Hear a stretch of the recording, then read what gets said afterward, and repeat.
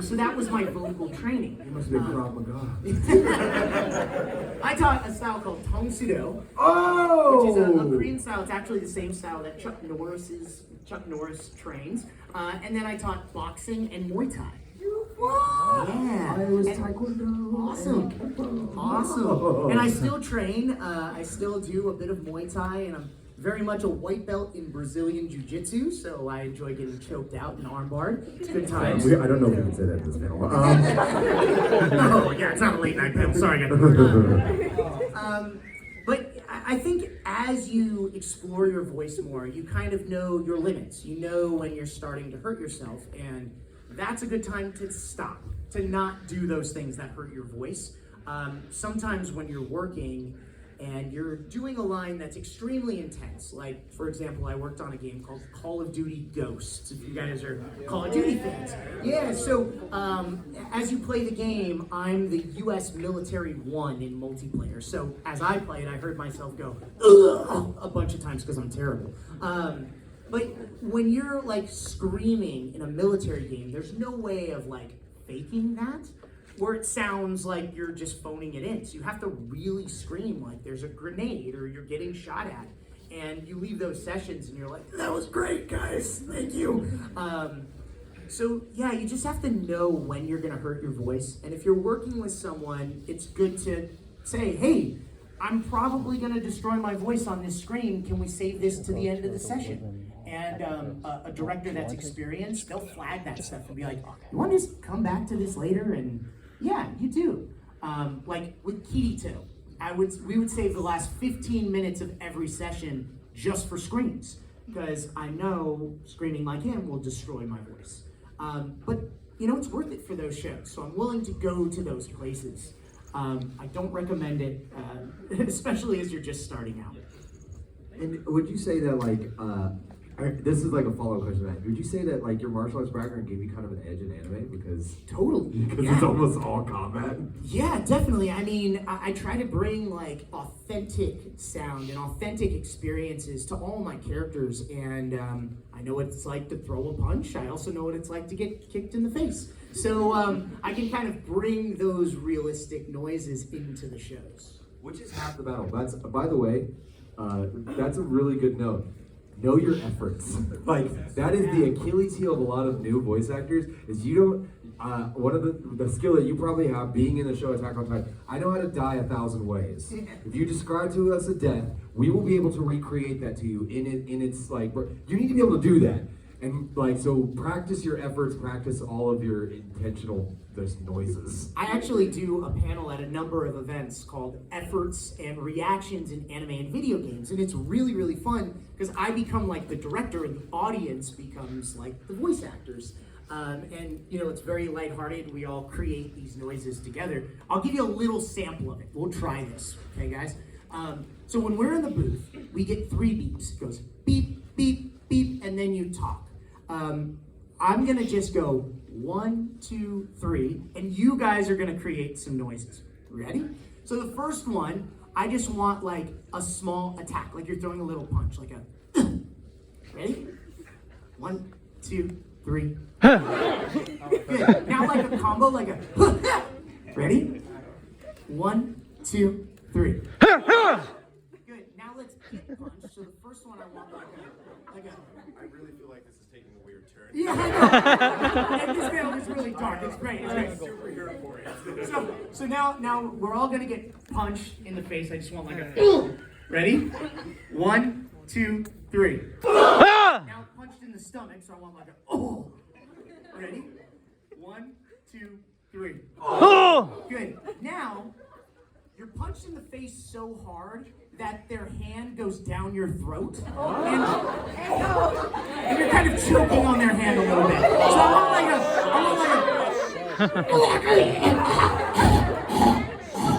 a okay, your turn. Ready? 1, 2, 3.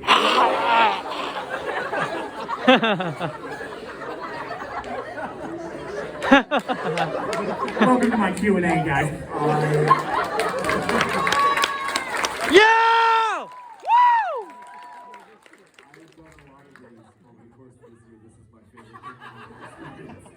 Went to Bryce, Papenbrook, Texas, and I got punched in the face. With a fist on my throat. And I swallowed his fist. Another question. I'm gonna take It was at 4 in the afternoon. Yes. You talked a bunch about like the different screams you've done. What is your favorite scream you've done? Without context and no spoilers. I've had some good screams. You know, I have a lot of characters that speak in screaming. I mean, we mentioned Inosuke, Kirito, Eren Yeager, Meliodas, Shiro Emiya, Rino. I mean, a lot of my characters speak in screaming. So how can I choose? I've been really fortunate to book the roles that I've been booked as. And you guys might not know this, but we don't choose the roles we play as actors. Like, I audition for everything they allow me to audition for. I cast my net as wide as possible across anime and video games and commercials and radio and audiobooks. Like, I audition for everything I'm allowed to as a voice actor, and I don't get to choose what comes back. So a lot of these roles have been cast by different people, different casting directors across the country, and I've just happened to connected with these characters. So they become like a part of you, like your kids, and a lot of my kids are crazy, and I don't want them to scream at each other in my head. So I can't pick a favorite. But I will. So I'm gonna like piggyback off your question. Is there in your memory like either a noise or an effort or a scream that like sticks out that was like that's this is silly, and like, or not like this is silly, but more like it was like really weird. Like there was like an example, we did this one line, and I told the story earlier. It had a rogue mouth flap after the line ended, like really far away from it, to the point that like it would make sense for it to be like, I'm gonna go to the bathroom. Huh. Like, and so like we had to figure out to make like something like that where it's like it was just like a strange noise. Well, I without mean, context. what I used to do, and actually I still kind of sneak this in every once in a while, I do something called bad anime reactions. Highly recommend this. So the engineers that work with us, there's a whole group of people, by the way. There's a director, there's an engineer that's running a system called Pro Tools that kind of manipulates the audio and moves it forward or back. Sometimes there's producers in the room. So there's a bunch of us. When the engineer is expecting a very quiet reaction, like a little breath, they have to turn what's called the gain way up so they can pick up the audio and the quality of it. So in the room, they can hear that very quiet breath. So I wait for them to turn the gain way up. They're expecting I give them a and then I watch them go, oh, as the speakers blow out their eardrums. And I call those, yes, I call those bad anime reactions. So I started doing that way back in the day with Blue Exorcist, and then the entire cast started doing it, so to the point where the director and the engineer would be like, here comes one. They like know it's coming. And there's a whole reel, like a whole outtake reel of bad anime reactions from a bunch of the shows I'm in. So there's some really good ones. There's one where Reino Kumara is like dialing the phone, and I'm just like, just a reaction for every touch of the button. That answered your question way better than I could. Like, I have one more over. Yes. Yes, the Kapski. So you've done a lot of voices throughout the years. But what I want to know is which one best resembles you and why? Yeah, that's a great question. The question was which of my characters best resembles me and why? I think I try to find something in every character that I can connect to, but obviously like my actual personality is not like Eren, I'm not that angry, or Inosuke, I'm not that angry. Yeah, I find something in each character to connect with. I think the one though that I do the least is Rino Kumara. Not when he's like burning people with hellfire, when he's like himself. Oh, you don't do that? Yeah, I try not to. I keep my sword sheathed so the flames stay away from it. But yeah, I think he gets excited about just little things, and I also change my voice the least. I think that's the voice that's closest to my speaking voice, and I think I put a lot of my own personality into the character. So yeah, Rino Kumara is probably my answer. I say probably because things change all the time. But yeah, I think him, and I'm really trying to manifest the season 3 of the show. Yeah, I would love for that to happen.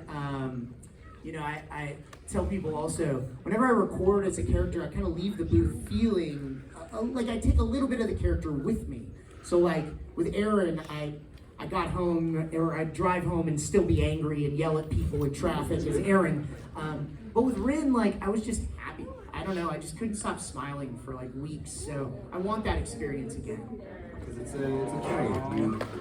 You put a little of yourself into every character you play, and you get a little of them from, you know. Yeah, exactly, exactly. That's kind of why it's hard to answer. Like every time that question is asked, it's almost impossible to answer. Like, what's your favorite character? Like, who, this, and this, because it's all just you in a given circumstance. It's like you if you were that angry. Yeah. You if you were that angry. You if you were that angry. Yeah, I try to find, like, you know, even a character where like I really have very little to relate to. I always try to find that thing. Like, for example, Henry in Fire Emblem Awakening. Like, I have very little in common with Henry. Like, he loves crows and blood. Right. You know, I still have to find, like, that thing that I can connect to or touch on. And the first session with Henry was really interesting. I was working with a director named Patrick Seitz, if you guys know Patrick. Ooh. Awesome guy, awesome director, awesome voice actor. All I had was a picture of the character, and it's this guy smiling so big that his eyes are squinted, holding a crow. And he, the first line was, "Yay, blood." So Patrick's like, "All right, let's find a voice for Henry." And I went, "Yay, blood." And he's like, he's more excited about this. So I went, "Yay, blood." And he's like, he's like 100 times more excited about this. So I went, "Yay, blood." He's evil Elmo. so that's how I made the connection. There's evil Elmo living somewhere in my mind, and that's Henry. Some part of Bryce Papenbrook, if you want, is what we gathered from that statement. He's like, I found the part I related to, which is evil Elmo. A question from this side. I saw you real quick and fast. What do you got for me? Quick question.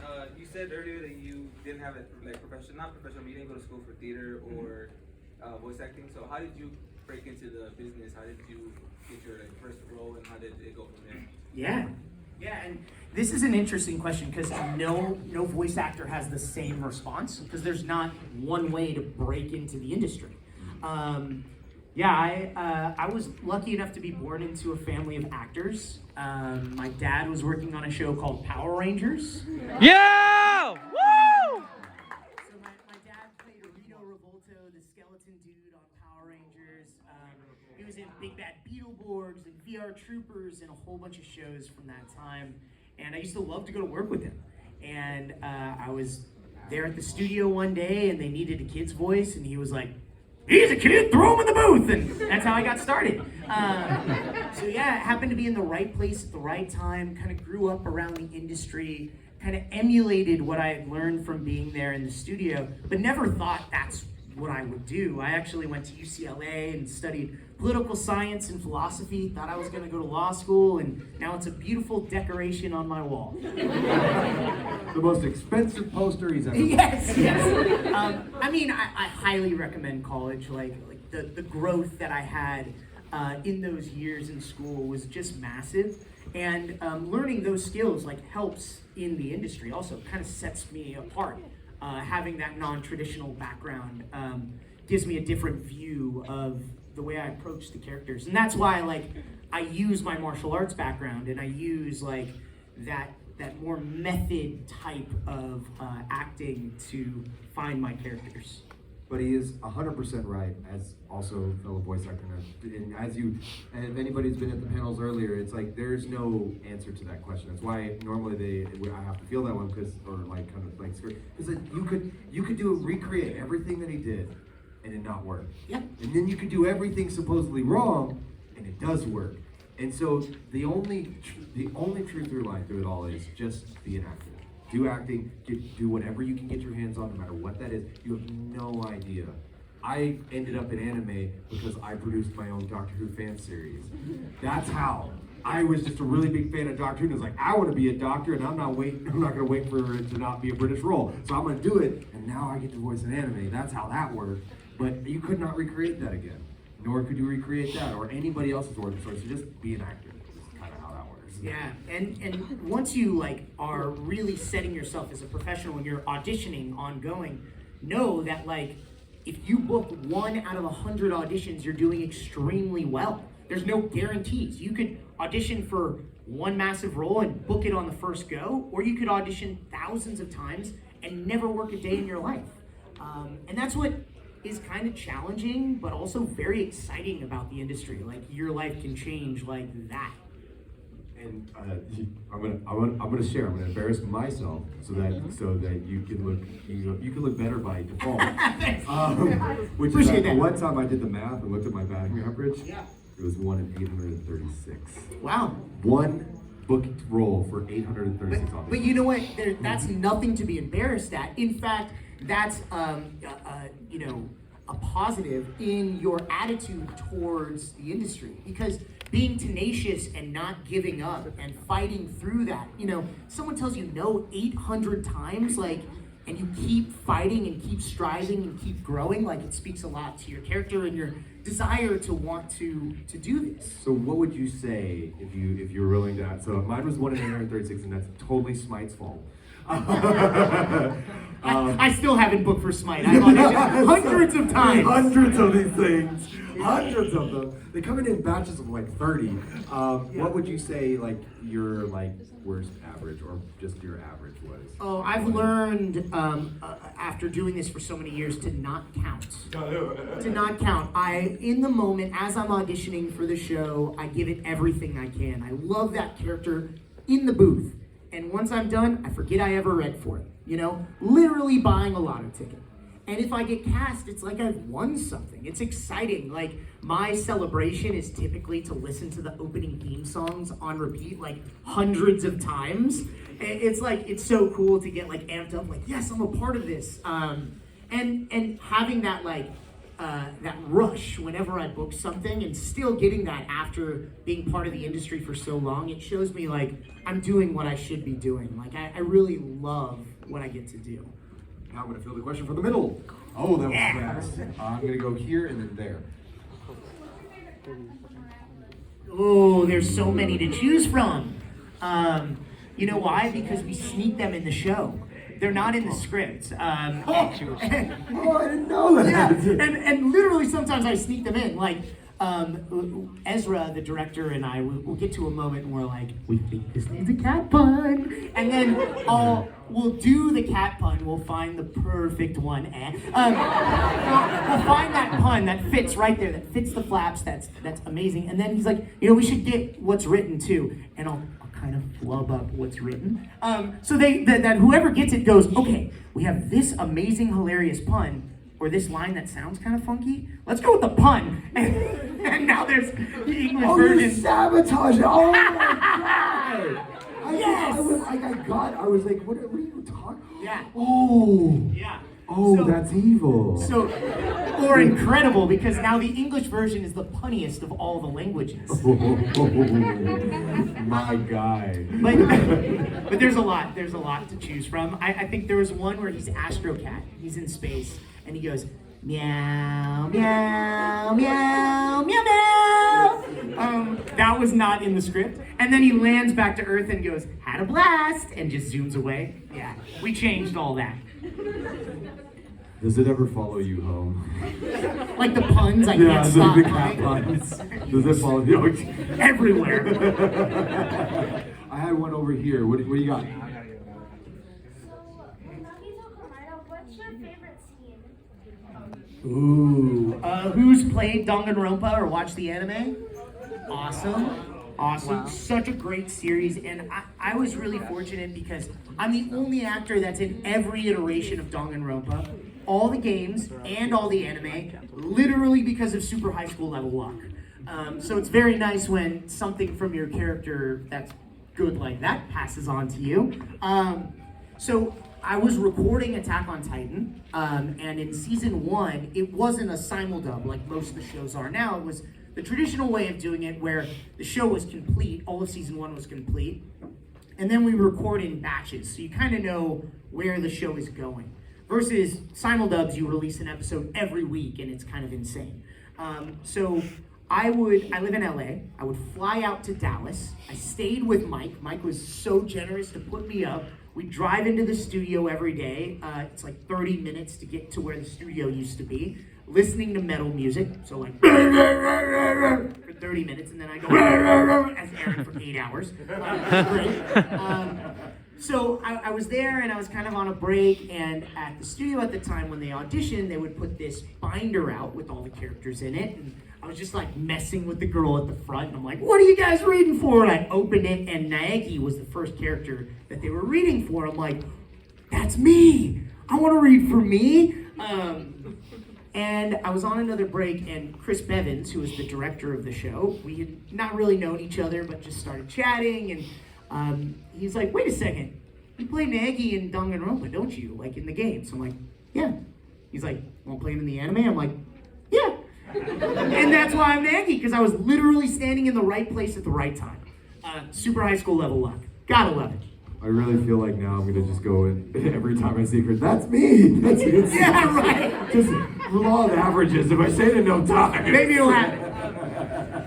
But yeah, as Nagito, there's so many good moments. I think just his laugh, when things are different for him, I think that's one that really stands out. I felt like, after playing Naegi, who's like this young detective that's solving all these mysteries, and in the game, like, we don't get the scripts. We don't know what happened. So someone's murdered, and I'm trying to solve the murder. It was like I was watching this show in my head. It was really, really cool. And then to play a character that's so different from Naegi was really fun, right? So yeah, I think just his laugh. And I'll give you a little sample. It's different than other laughs I've done. It's kind of hazy, like a... Good times. It's deleted. I love that thing you just did where you summarized Aaron as a noise. Could you do that for like 3 of your big characters? Summarize them as a noise? As a noise. Oh, like Aaron, yeah. Aaron is like that metal singing. Inosuke is choking on dark, disgusting coffee. That's Inosuke. Wow, who I think I'm like zeroing in on what your method is. It's just like to put yourself in some compromised position and see what bodily noise comes There we go. Like, Yeah. okay, I'm gonna be reading for, it's a prince. There he is, perfect. Perfect, that's him. That's it. What do we got? Yes, fedora.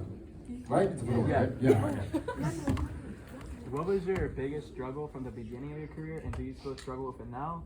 And if not, then what did you have to overcome that was your biggest struggle? Yeah, the biggest struggle is always getting the work, is getting cast as a role. You mentioned your average, like, that's how we all start, You read for tons of things, and you hope that will work out. But again, back to my martial arts training, like, you train and train to always grow, and even when you reach a black belt, like, that's the start of your journey. Like, you're still training. So I've really, utilized that method in my voice acting. I've always continued to grow as an actor, and I listen back to things that I recorded as a kid, and I'm like, oh, I wouldn't do that now, but it's so cool to hear it because that's where I was at that time as an actor. It's like a record of where I was in my journey. So I think that's the biggest thing, is knowing, like, you're not gonna book the majority of the stuff you try out for, and getting past the nerves and the stress of it. I think another thing that people should know, having a day job is a real thing. So before I established myself as an actor, my day job was web design. I created websites, like front-end websites, which is amazing for a voice actor because you could do that anywhere at any time. So if you have an audition, take a break, knock out your auditions, back to work. If you have a job, you can work at night, work in the morning, and it's flexible. You kind of need that flexibility because voice acting is like this. It's like ups and downs and ups and downs. So I think when that business grew to the point where I knew I could support myself, I could pay my bills, and if I booked the job, didn't change if I was gonna pay my rent or not, I think it took a lot of the pressure off me. And I looked at those auditions and the jobs and the entire process as something that I just wanted to be enjoyable and fun. And I think I can pinpoint the moment where that really started in a significant way, and it's Maso Mikita from Durarara. Has anyone seen Durarara? Yeah! Woo! Such a great show. Highly recommend it if you guys haven't seen it.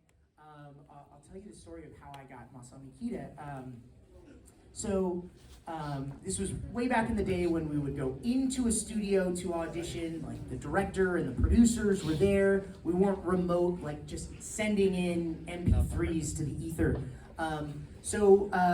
Went into the studio, and for some reason, my wife joined me that day, and I've been with her since high school.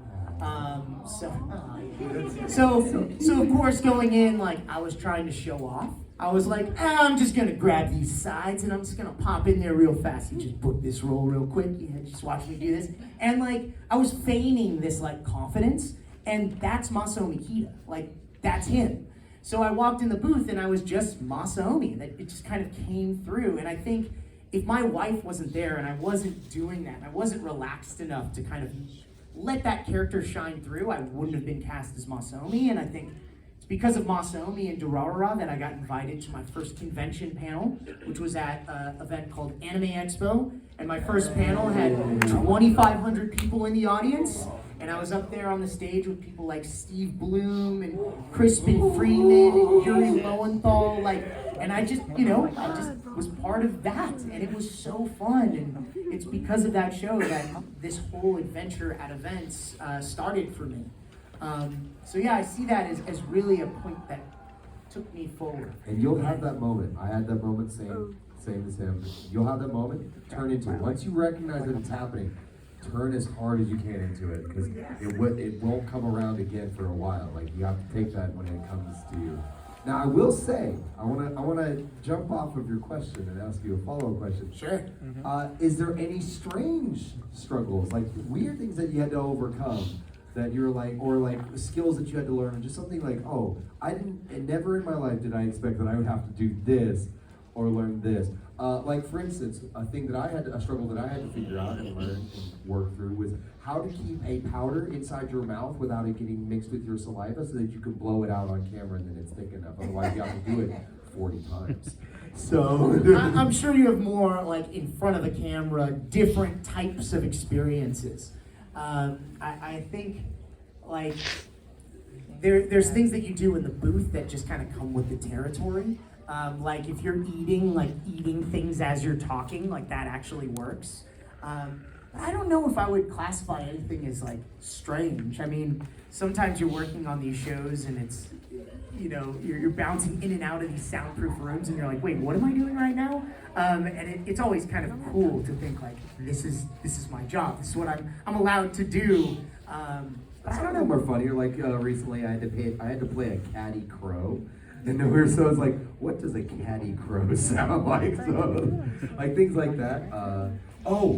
A fun example is recently, so a little insider thing, Crunchyroll's doing their auditions differently these days. And one of the things they sent out was because they, in the last season, had a bunch of animal noises. They're like, we need actors that can believably do, so they sent out a call for like, if you can do animal noises, do them. And I loved it because everyone had their weird animal. Like, this is an animal I don't think anyone will think of. And so we were just going around in the studio asking, what was the weird animal? He sent it. And like Morgan's was like, she's like, I can do a dolphin and a goose really good. And we made her do that. And I was like, it was awesome. So do you have a weird animal that you would have sent in? I don't know. Mine was a koala. A koala? Yeah. What's a koala sound? That's what they actually sound like. It's horrifying. They're so cute and terrifying. That's awesome. Yeah, I mean, I seem to play a lot of cats, black cats. So if you ever hear Cat Noir doing meows, those are always me. Also, this is a random one, not Oh, quite I'm so an excited. animal. I'm so excited. I'm so ready. But another thing that I do is called Walla. Have you ever done Walla? Do you guys know what Walla is? No. So what Walla is recreating background noise in shows or movies or anime. So I've worked on things like CSI New York and FBI, and I got to work on a movie called Warm Bodies. Warm Bodies. So we, for 8 hours a day, there was a big group of actors, there's like 12 of us, walked in a giant circle and went.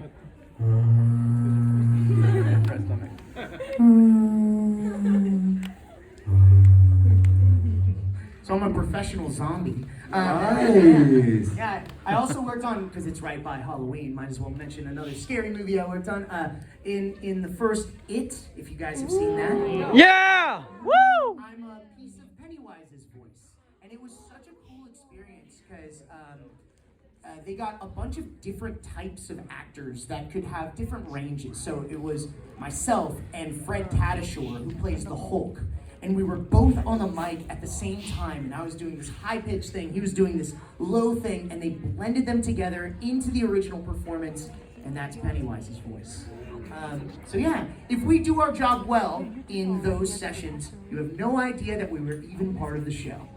So yeah, if you watch shows like Gotham and you hear Bruce Wayne breathing, that's me. Gotta love it. Wow, that's awesome. Yeah, but there are, I would say almost all of my weird stories from voice acting come from Walla. From Walla, yeah. Oh, absolutely. Yeah. Those are so fun. Oh man, I told one earlier, and I'll tell it very quick, and then we're gonna get to another question. Yeah. Oh, I saw you so fast, and then you, and then I'm gonna go over here.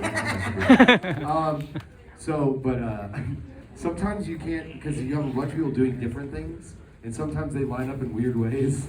And my favorite one is still Nick Markgraf, who's a new voice actor who's fantastically talented.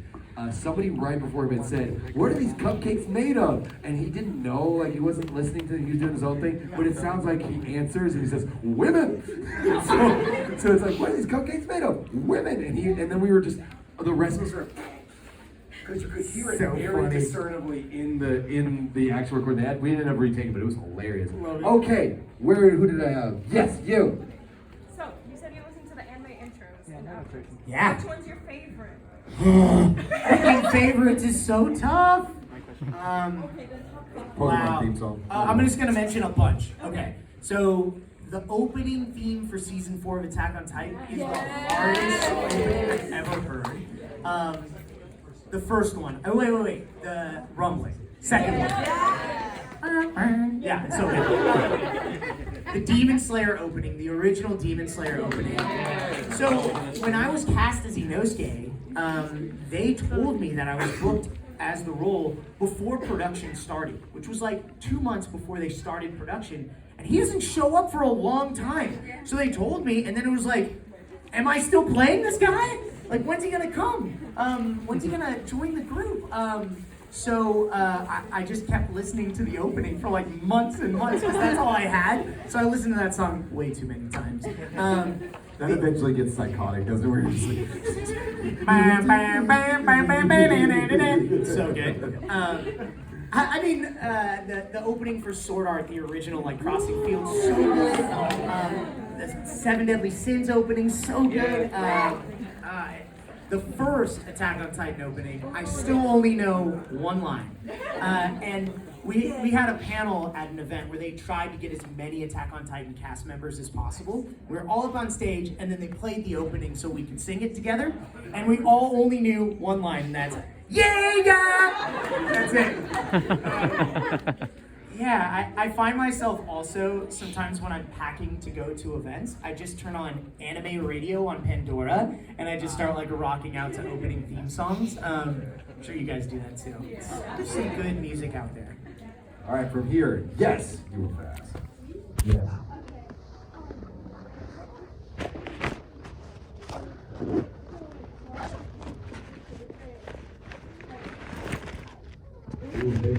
Favorite Titan type. I think my favorite is the Derpy Titan, this one. The one all the TikToks that are I want to spin off with just him. I feel a relatively normal life, like just pulling up a tree and throwing it down. He moves to an apartment downtown. Like I do, it's just He's him doing laundry. It's just it's like house husband. It's just him doing normal chores.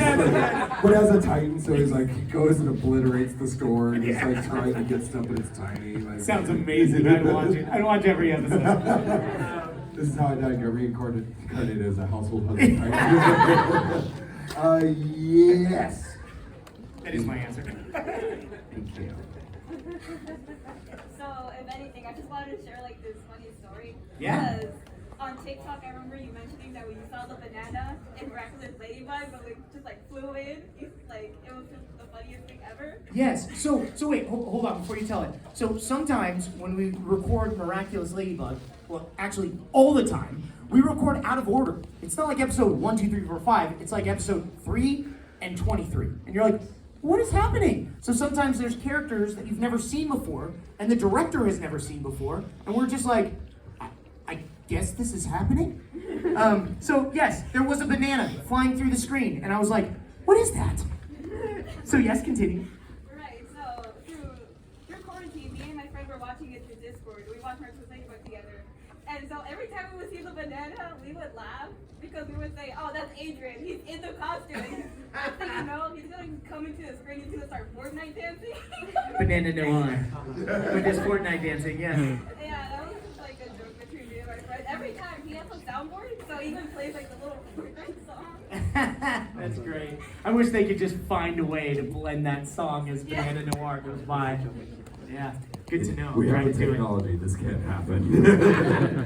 Whoa, by the way, season 5 of the show, a new episode just released this morning, according to my kids, because they know better than me. I hope you guys enjoy it. I don't know which episode it is, but I did sneak some kind of meme into the show, and I'm so excited for people to discover it. I'm so excited. I won't tell you what it is or where it is. Come on, now I'm gonna have to get caught up just so I can message you on Twitter. It's like, Just wait. It's so good. Yes.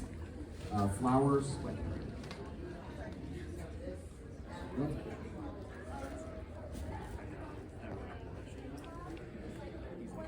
think one from the Danganronpa anime was like whenever the Kodo and Nagito met and like he held his hands, we're like, his hands are so soft. So like I'm pretty sure that was improv part, right? So what are some of your like favorite improv parts that you have? Now, there's a difference between improv and a blooper. That, what you're describing, is a blooper that snuck by the QCers. And now it's canon. So, it was the last line in the whole series. In my long journey of Danganronpa. I thought, I might not ever play these characters again. I gotta sneak a blooper in, just for funsies. Nagito reaches out and grabs Naegi's hand and he goes, his hands are so soft. And as Naegi, I went, why is he sticky? Okay.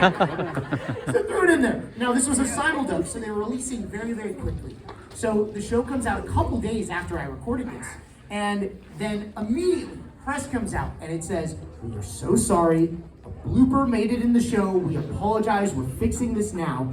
It was someone else's blooper. Mine made it in the DVD.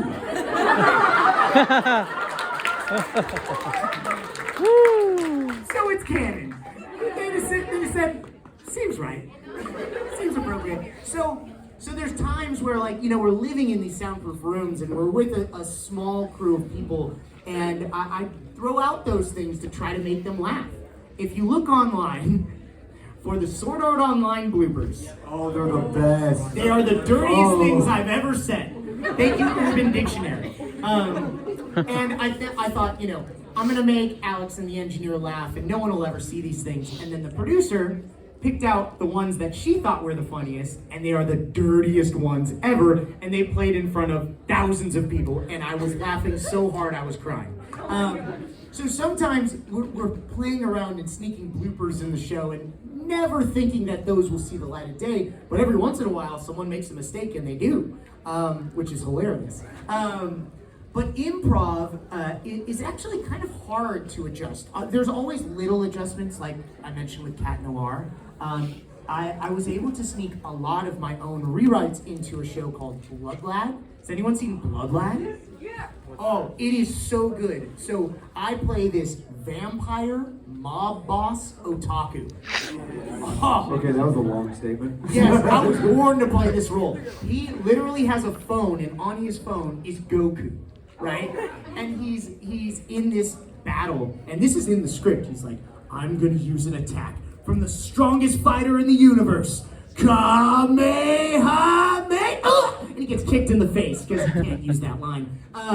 So it's a great show, but in one of those fights, he like elbows this guy, and the guy just goes pew and like flies, and I go finish him, and it made it in the show. Nice. Day one of Blood Lab, the producers came in and they're like, so that script, don't even worry about it. You guys have fun, make this enjoyable. And we're like, oh.